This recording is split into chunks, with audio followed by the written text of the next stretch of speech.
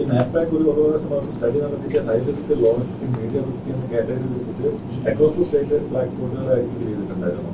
അത് നമ്മൾ അത് ഞങ്ങൾ അതനുസരിച്ച് ഇന്നലെ ട്രാൻസ്പോർട്ട് കമ്മീഷണറോടൊപ്പം നമ്മൾ ഗവൺമെൻറ്റിൻ്റെ നിർദ്ദേശപ്രകാരം മുഖ്യമന്ത്രി പറഞ്ഞിട്ട് ഞങ്ങൾ DGP ആയിട്ടൊരു ചർച്ച നടത്തിയിരുന്നല്ലോ. ആ ചർച്ചയിൽ ഈ ബ്ലാക്ക് സ്പോട്ടുകൾ കേന്ദ്രീകരിച്ച് ഇപ്പം നമ്മൾ എൻഫോഴ്സ്മെൻറ്റ് പരിശോധന നടത്താൻ തീരുമാനിച്ചിട്ടുണ്ട്. ഈ ബ്ലാക്ക് സ്പോട്ടിൽ ഒരു അവയർനെസ് സൃഷ്ടിക്കാൻ വേണ്ടി എല്ലാ ബ്ലാക്ക് സ്പോട്ടും കൂടി മാറ്റാൻ നമുക്ക് കഴിയില്ല. ഇത് നാഷണൽ ഹൈവേയിലുള്ള ബ്ലാക്ക് സ്പോട്ടുണ്ട്, MC റോഡിലുള്ളതുണ്ട്, പിന്നെ KSTP റോഡിലുള്ളതുണ്ട്. ഇതെല്ലാം കൂടി ഒരു ദിവസം പരിഹരിക്കാൻ പറ്റത്തില്ല.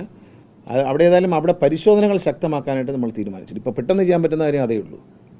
കോടാനുകോടി ചിലവാക്കിയാൽ ഈ ബ്ലാക്ക് സ്പോട്ട് മാറുള്ളൂ. ഇതിനെന്താണ് കുഴപ്പമെന്ന് വെച്ചാൽ ഈ പലപ്പോഴും ഡിസൈൻ ചെയ്യുന്നത് കോൺട്രാക്ടറാണ്, ഒരു കൺസൾട്ടൻറ്റോ കോൺട്രാക്ടറോ ആണ് ഇപ്പോഴത്തെ ഒരു ശൈലി അനുസരിച്ച്. ഇപ്പോൾ KSTP റോഡുകൾ അങ്ങനെയാണ്, നാഷണൽ ഹൈവേ റോഡുകൾ ഇപ്പോൾ ആരാണ് ഡിസൈൻ ചെയ്തതെന്ന് ചോദിച്ചാൽ നാഷണൽ ഹൈവേ അതോറിറ്റിക്ക് യാതൊരു ഉത്തരവാദിത്വമില്ല, അവരല്ല. എന്നാൽ കേരളത്തിലെ NH ആണോ എന്ന് ചോദിച്ചാൽ അവരല്ല. എന്നാൽ എടുത്ത കോൺട്രാക്ടറാണോ എന്ന് ചോദിച്ചാൽ അവരല്ല. ചിലർ പറയുന്നു കൺസൾട്ടൻ്റ് ആണെന്ന് പറയുന്നു, ചിലർ പറയുന്നു ഇതൊരു കോൺട്രാക്ടർ തന്നെ ചെയ്തു വന്നതാണെന്ന് പറയുന്നു. ആരും ഇപ്പോൾ ഉത്തരവാദിയില്ല. ചുരുക്കം പറഞ്ഞാൽ ഡിസൈനിന് ആരും ഉത്തരവാദിയില്ല. ശരിക്കും പറഞ്ഞാൽ നമ്മൾ ആലോചിച്ചാൽ ഈ ബ്ലാക്ക് സ്പോട്ടുകൾ സൃഷ്ടിക്കുന്നത് ഇവരല്ലേ? നാട്ടുകാരാണോ? ഡ്രൈവ് ചെയ്യുന്നവരാണോ? ഗവൺമെൻറ്റാണോ? അല്ല. ഈ ഡിസൈൻ ചെയ്യേണ്ട എഞ്ചിനീയർമാരും ഈ കോൺട്രാക്ടർ ഉപയോഗിക്കുന്ന കൺസൾട്ടൻറ്റ് അല്ലെങ്കിൽ അതോറിറ്റി നിശ്ചയിക്കുന്ന കൺസൾട്ടൻറ്റ് ഇവരല്ലേ ഡിസൈൻ ചെയ്യുന്നത്, നമ്മളാണോ? അവരുടെ ഡിസൈന് തകരാറുണ്ടല്ലേ ബ്ലാക്ക് സ്പോട്ട് ഉണ്ടാകുന്നത്. ഇവർ പലപ്പോഴും പറ്റുന്ന കുഴപ്പം ഇപ്പം മുണ്ടൂർ എന്ന സ്ഥലത്തെ പ്രശ്നം എന്ന് പറയുന്നത് പണ്ട് ഈ പ്രശ്നമില്ലായിരുന്നു. കാരണം റോഡ് വളരെ മോശമായിരുന്നു. ഇപ്പോൾ റോഡ് വളരെ നന്നായി, വളരെ സ്മൂത്തായി. ഹൈവേയും സ്മൂത്തായി, KSTP റോഡും സ്മൂത്തായി. ഇതിലാണ് സ്മൂത്തായി കഴിഞ്ഞാൽ ഇടിയാണ്. അപ്പോൾ ആ പഴയ ശാസ്ത്രം ഇപ്പോൾ പറ്റത്തില്ല. അപ്പോൾ ഇപ്പോഴത്തെ ആ സ്പീഡ് കൂടുന്നതനുസരിച്ചുള്ള ഒരു ഡിസൈൻ അല്ലാത്തത് കൊണ്ടാണ് രണ്ട് റോഡിലും സ്പീഡ് കൂടിയിരിക്കുന്നു എന്ന് കണക്കാക്കിയുള്ള ഡിസൈൻ. പഴയ ഡിസൈൻ അങ്ങനെ ഫോളോ ചെയ്യാൻ പഴയ പാറ്റേൺ ഇപ്പോൾ മുണ്ടൂർ ജംഗ്ഷനിൽ പഴയ പാറ്റേൺ കണ്ടിന്യൂ എന്ന് അവർ പറഞ്ഞു. അപ്പോൾ അത് കണ്ടിന്യൂ ചെയ്യുമ്പോൾ ഈ സ്പീഡിൻ്റെ വർധനവിനെ പറ്റി അവർ ധരിക്കുന്നില്ല. റോഡ് സ്മൂത്തായി. അപ്പോൾ ഇതൊക്കെയാണ് അതിൻ്റെ കുഴപ്പം. എല്ലാ പ്രശ്നം കൂടി ഒരു ദിവസം പരിഹരിക്കാൻ പറ്റത്തില്ല. നമ്മളിപ്പോൾ ഒരു വളരെ ദുഃഖകരമായൊരു സംഭവം നടന്നു പനയമ്പാടത്ത്. അവിടുത്തെ ഒരു പ്രധാന ഇഷ്യൂ കുറേ നാളായിട്ട് അഡ്രസ്സ് ചെയ്യുന്നത് 2021 ജൂലൈ മാസത്തിൽ അവിടുത്തെ MLA വളരെ വിഷയം നിയമസഭയിൽ ഉന്നയിക്കുകയും അവരത് പിന്നെ മന്ത്രിക്ക് കത്തായി കൊടുക്കുകയും ചെയ്തു. അപ്പോൾ MLAയുടെ ആ ഒരു നിർദ്ദേശം അനുസരിച്ച് പരിശോധന നടത്തി. അന്ന് തന്നെ ഒരു 2022 ഓഗസ്റ്റ് മാസത്തിൽ പരിശോധന നടത്തി. ഒരു റിപ്പോർട്ടും തയ്യാറായി. അതോടൊപ്പം പാലക്കാട് IIT പഠിച്ചു, അവരൊരു റിപ്പോർട്ട് തന്നു. ഇതൊന്നും ശ്രദ്ധിച്ചില്ല എന്നുള്ളതാണ് അതിൻ്റെ കാര്യം. അപ്പോൾ അതുകൊണ്ട് ഇപ്പോൾ ആ പ്രശ്നം ആദ്യം പരിഹരിക്കട്ടെ. പരിഹരിച്ചതിന് ശേഷം മറ്റുള്ള സ്ഥലങ്ങളിൽ ഏതായാലും എൻഫോഴ്സ്മെൻറ്റ് ശക്തിപ്പെടുത്താൻ ഇന്നലെ DGPയുടെ നേതൃത്വത്തിലെടുത്ത ഒരു യോഗം തീരുമാനിച്ചിട്ടുണ്ട്. ട്രാൻസ്പോർട്ട് കമ്മീഷൻ പങ്കെടുത്തു, അല്ലെങ്കിൽ SP-മാരെല്ലാം പങ്കെടുത്തിരുന്നു. SP-മാരോടൊപ്പം നമ്മുടെ മോട്ടോർ വെഹിക്കിൾ ഡിപ്പാർട്ട്മെൻറ്റിലെ ഇന്നലെ XP-മാരുമായിട്ട് വൈകിട്ട് തന്നെ എല്ലാ ജില്ലകളിലും മോട്ടോർ വെഹിക്കിൾ ഉദ്യോഗസ്ഥർ മീറ്റിംഗ് നടത്തിയിരുന്നു. ഇന്ന് രാവിലെ മുതൽ ഡ്രൈവ് ആരംഭിച്ചിട്ടുണ്ട്.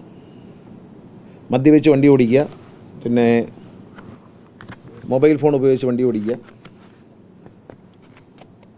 ഇങ്ങനെയുള്ള കാര്യങ്ങളാണ് മെയിനായിട്ട്. പിന്നെ അതുമാത്രമല്ല, ഇന്നലെ വളരെ നല്ലൊരു മീറ്റിംഗ് നടത്തി.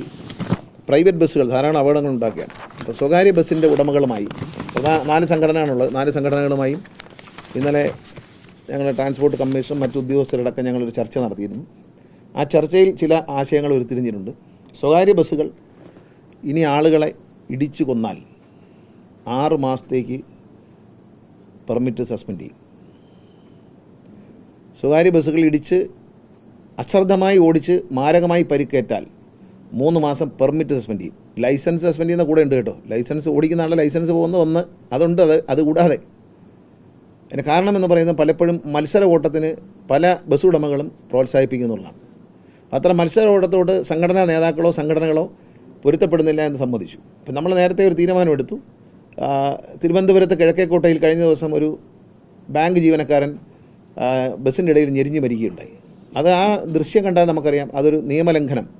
ആ നിയമലംഘനം എന്ന് പറയുന്നത് KSRTC ബസ്സിൻ്റെ മുന്നിൽ കയറി കൂടുതൽ കളക്ഷൻ എടുക്കാവുന്ന ലക്ഷ്യത്തോടുകൂടി ആ ഡ്രൈവർ ചെയ്തൊരു നിയമലംഘനമാണ്. അത് ഡ്രൈവർക്ക് വേണ്ടിയല്ലല്ലോ കളക്ഷൻ. അപ്പോൾ അക്കാര്യത്തിൽ കർശനമായ നിലപാട് എടുത്തിട്ടുണ്ട്.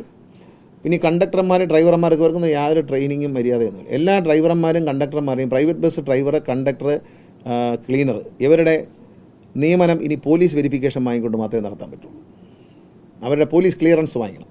അവരുടെ പേരിൽ ക്രിമിനൽ കേസുകളോ മയക്കുമരുന്ന് കേസുകളോ അങ്ങനെയുള്ള യാതൊരുവിധ കേസുകളും ഇല്ല എന്ന് ഉറപ്പുവരുത്തണം. യാത്രക്കാരായ കുട്ടികളുടെയൊക്കെ സുരക്ഷിതത്വത്തിന് വളരെ അത്യാവശ്യമാണ്. അതിനോട് ബസ് ഉടമകൾ യോജിക്കുകയും അവരെ സമ്മതിച്ചിട്ടുണ്ട്.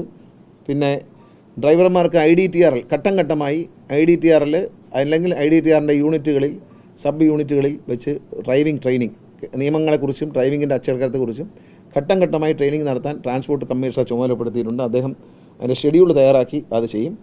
എല്ലാ RTO ജോയിൻ്റ് RTO ഓഫീസുകളിലും ഡ്രൈവർ, കണ്ടക്ടർ, ക്ലീനർ ഈ 3 കൂട്ടർക്കും ട്രെയിനിങ് ആരംഭിക്കാൻ പോവുകയാണ്. എങ്ങനെയാണ് വണ്ടിയിൽ പെരുമാറേണ്ടത്, വണ്ടിയുടെ ഡോർ എങ്ങനെ അടയ്ക്കണം, വണ്ടി എങ്ങനെ ഓടിക്കണം, വണ്ടിയിൽ വരുന്നതോടെ എങ്ങനെ ബിഹേവ് ചെയ്യണം എന്നുള്ള കാര്യത്തിൽ ഒരു ട്രെയിനിങ് നടത്താനുണ്ട്.